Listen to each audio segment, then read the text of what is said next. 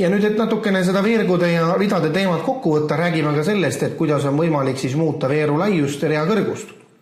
Üks võimalus selle jaoks on kasutada üleval siin 2 tähe vahel olevat vahejoont ja kui te just hiire kursoriga sinna liigute, siis näete, et kursor muutub selliseks post ja kahel poolel nooled ja nüüd hiire vasakult klahvi all hoides näete, saab seda laiust lohistada, kus juures väikene kollane etiketikene näitab siis teile ka, kui palju täpselt see suurus hetkel on. Sama lugu on ka rea kõrguse puhul.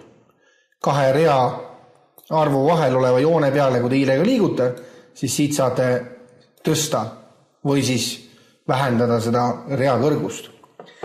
Nüüd, kui te soovite öelda konkreetse suuruse, just nii mitu sentimeetrit, siis te võite soovitud veeru ära märkida või veerud ja seejärel teha ühe veeru tähe peale parema hiireklõpsu, kus siis menüüst valite veeru laius.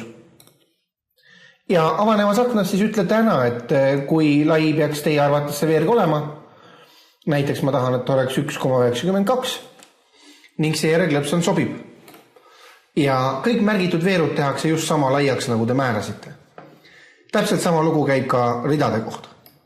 Märgin soovitud read ära või rea ja parema hiireklõpsu alt avanevast menüüst valite rea kõrgus. Määrate ära, mis see rea kõrgus olema peaks ja seejärel sobib. Nüüd, lisaks sellele tunneb kalka veel sellist mõistet nagu optimaalne veeru laius ja rea kõrgus. Ja selle saavutamiseks on samuti 2 võimalust.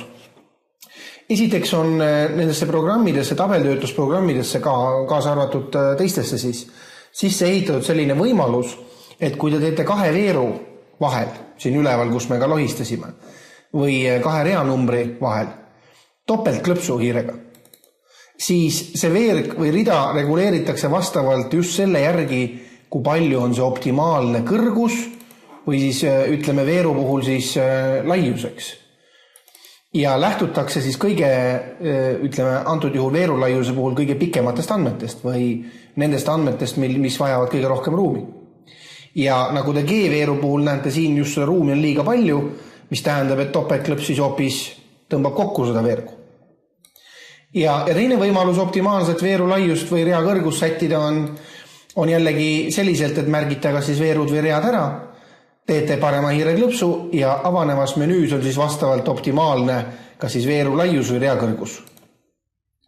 Siin te saate siis ära määrata lisaks sellele, et kalk ise reguleerib teile optimaalse laiuse, saate ära määrata, kui mitu sentimeetrit jäetakse kõige kõrgema tekstiühiku või arvühiku ja ütleme siis lahtri ääre vahele.